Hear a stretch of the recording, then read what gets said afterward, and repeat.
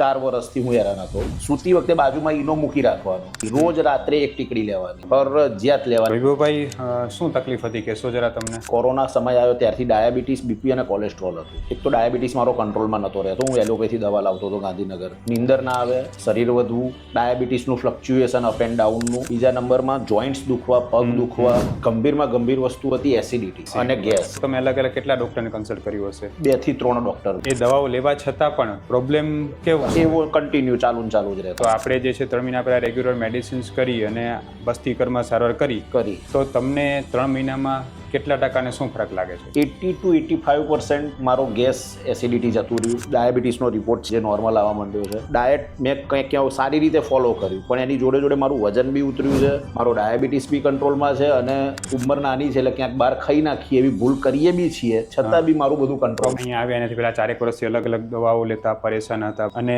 2-3 અલગ અલગ ડૉક્ટરને મળ્યા હશો, દવાઓ અલગ અલગ ખાધી હશે, તો એ બધામાં તમને જેટલું સેટિસ્ફેક્શન અને જેટલો ફાયદો ન હતો એટલો આ 3 મહિનાથી લાગે છે? 100% છે. આ દવા જલ્દી લાગુ પડી એમ? 1000% જલ્દી લાગુ પડે. વધુ માહિતી માટે નીચે આપેલા વોટ્સએપ બટન ઉપર ક્લિક કરી અમને મેસેજ કરો.